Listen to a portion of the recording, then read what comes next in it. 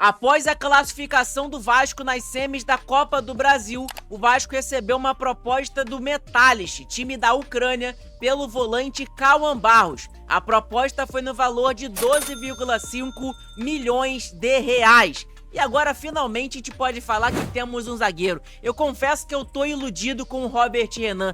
Que partida absurda do zagueirão do Vasco da Gama. E o Edmundo, ex-jogador do Vasco, pediu desculpas. Será se foi pro presidente Pedrinho? Você vai conferir aqui nesse vídeo. Se você não me conhece, o meu nome é João. Vou pedir, é claro, pra você aí, ó, se inscrever aqui no nosso canal e também clicar no botão do like. Vamos tentar chegar nesse vídeo a 150 likes. Dá aquela moral pra gente que é muito importante. Clica no botão de hypar para ajudar a divulgar nosso conteúdo para mais pessoas. Estamos próximos de chegar a marca aqui, ó, de 12.810 inscritos. Então dá aquela moral, se inscreve aí, beleza? Agora vamos para as informações porque tem novidade pra gente poder falar nesse vídeo.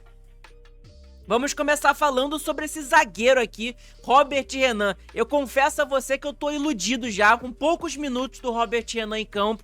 Me pareceu um baita jogador. Eu já sabia da qualidade do Robert Renan, mas, cara, a partida que ele fez e a coragem que ele teve pra bater aquele pênalti foi absurda. A gente pode falar aqui sem dúvidas alguma. E o Jorge Igor, um dos melhores narradores do Brasil, na minha opinião, o melhor, que narrou a partida, inclusive, entre Vasco e Botafogo, elogiando o zagueiro do Vasco da Gama, Robert Renan, e falando que foi uma das principais contratações do futebol brasileiro nessa temporada, na opinião dele. Cara, deixa eu dar o play no vídeo pra vocês verem aí. Tivemos algumas mudanças, né? O Matheus França eu acho que não entrou bem.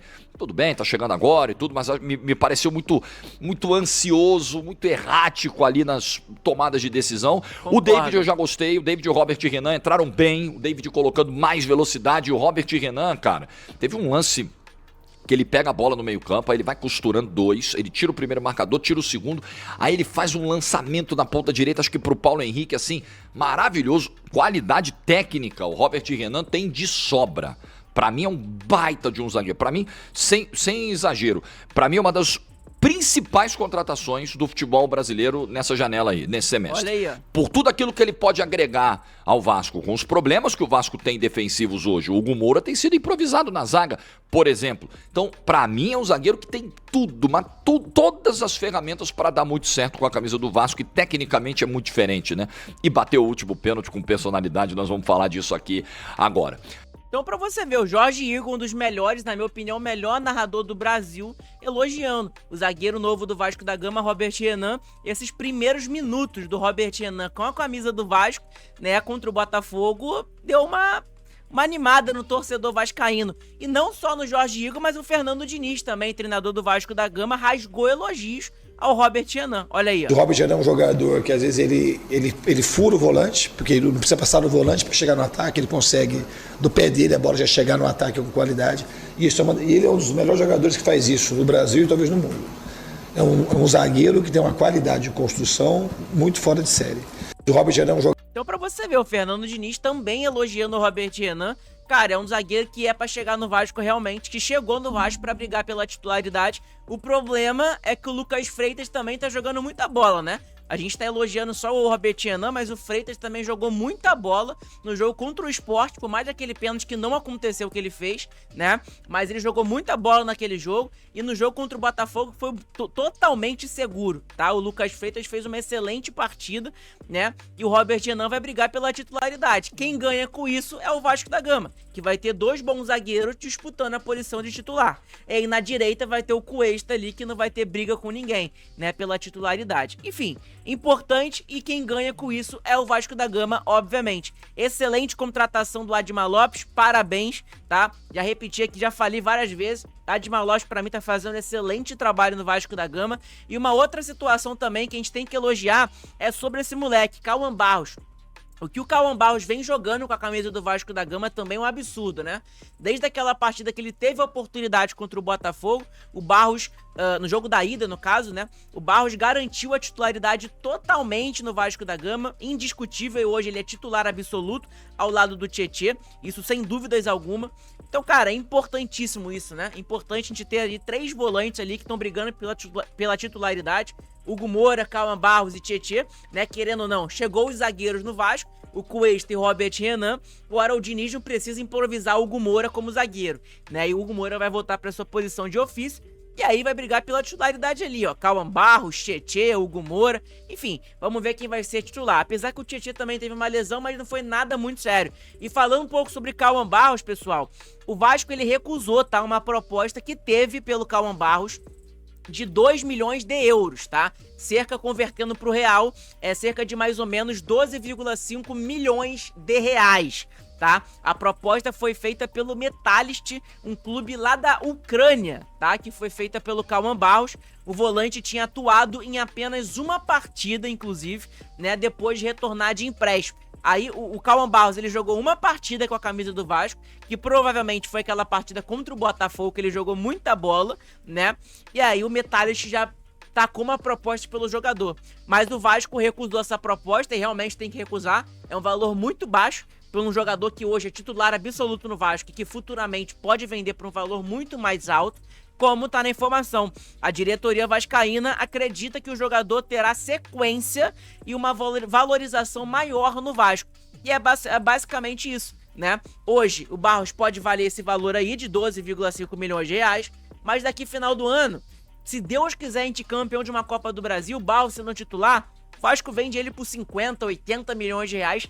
Meu irmão, sem dúvidas alguma, aí ele vai se valorizar cada vez mais no mercado. Então é importantíssima informação dada pelo Vene Casagrande, né, de que já tem clubes, né, do futebol europeu, de diversos outros lugares, interessados na contratação do Cauã Barros, tá? Então o Cauã Barros ele não vai sair por agora, o Vasco recusou essa proposta, chegou essa proposta do clube ucraniano, mas o Vasco prontamente recusou, tá? Então é importante a gente saber sobre isso. Bom, e sobre Cauã Barros, pessoal, o Wallace Borges, um jornalista, ele falou também sobre o Cauã Barros e a excelente partida e o quanto o Cauã Barros está sendo importante pro Vasco da Gama. Se liga aí o que ele vai falar. Muito falar do Cauã Barros ontem, o jogo que esse moleque fez. Ele jogou com 3 volantes diferentes ao lado dele. Ele começa o jogo com o Tietê se machuca. No lugar dele entra o Cocão, Matheus Cocão, que joga depois até o meio ali do segundo tempo, um pouco mais pra frente. E com a entrada do Robert Renan, a dupla de volante dele vira o Hugo Moura. Cara, isso pra um moleque que tá começando a trajetória dele, tem, sei lá, 5 jogos com a camisa do Vasco, pra... nesse retorno. Nesse retorno, né, obviamente. Esse moleque fazer isso, se adaptar bem, fazer um baita jogo, tá dentro do jogo. Cara, eu acho que ontem... Foi, pra mim, tirando, obviamente, o Léo Jardim, que decidiu o confronto, pra mim foi o grande destaque. O Cauã Barros, mais uma vez, fez um jogaço. Defensivamente falando, o Vasco foi bem. Então tá aí, cara. O Wallace Borges, que é um cara também bastante renomado no mercado, né, do jornalístico, falando e elogiando o Cauã Barros, jogador do Vasco da Gama, e realmente, cara. E outra, como eu falei pra vocês, eu elogiei o Admar Lopes pelas contratações que ele fez nessa janela e também agora eu tô elogiando novamente por conta que ele que conseguiu, né, o retorno do Barros ao Vasco da Gama. Pra quem não sabe e não lembra, o Barros estava emprestado ao América Mineiro e o Vasco teria que pagar um valor para ele voltar antes do final do contrato dele com o América. O Vasco não pagou, porque o Admar Lopes fez uma negociação, e aí o Vasco não precisou pagar nada pelo Barros voltar ao Vasco. Então, cara, parabéns ao Admar Lopes, excelente diretor que o Vasco conseguiu, né? A gente tá indo pro caminho certo, gente. A realidade é essa, eu tô conseguindo... Cara, é realmente isso, eu tô conseguindo ver ali coisas boas no Vasco da Gama, coisas que a gente não via antes, né? Melhoras tá acontecendo no Vasco da Gama, isso é um fato e a gente tem que elogiar Pedrinho, Admar Lopes, o pessoal da diretoria, porque realmente a gente tá vendo melhorias no CT. Admar Lopes, diretor do Vasco contratado, que tá dando certo, né? Contratando bons jogadores. O grupo ali, todo mundo fechado com o Fernando Diniz, todo mundo fechado com o presidente Pedrinho. Então, cara, tá um ambiente maneiro e tá melhorando as coisas no Vasco. A torcida tá voltando também a se animar, a acreditar nesse time do Vasco. Estamos na semi da Copa do Brasil contra um Fluminense, que é um clássico, é 50-50, né? Pra mim não tem favorito nessa disputa, pra mim o time do Fluminense não é nada de demais. Tá longe de ser um bicho-papão. O confronto do Vasco contra o Botafogo, na minha opinião, era mais difícil do que um Vasco contra o Fluminense, porque o time do Botafogo era mais forte, na minha opinião. Enfim, então, cara, vamos pra cima, vamos acreditar, né? A gente vai acreditar sempre, o torcedor vascaíno vai estar lá sempre pra apoiar. Bom, um outro assunto, pessoal, é sobre Edmundo, né? O Edmundo, ele, pra quem não sabe, tá brigado com o Pedrinho, criticou a diretoria do Vasco e tudo mais. E, cara, o Edmundo acabou pedindo desculpas. Agora, pra quem, a gente não sabe. Olha esse vídeo aí, vou dar o play pra vocês assistirem. Aqui é muito alegre, muito espontânea, embora eu, em alguns momentos, eu confunda o lado pessoal, as minhas brigas Aí, ó, pessoais, com o Pedrinho. mas ficar aqui 1 hora, 40 minutos, como vou ficar hoje, falando sozinho, é muito complexo. A chance de falar uma besteira, ela é gigante.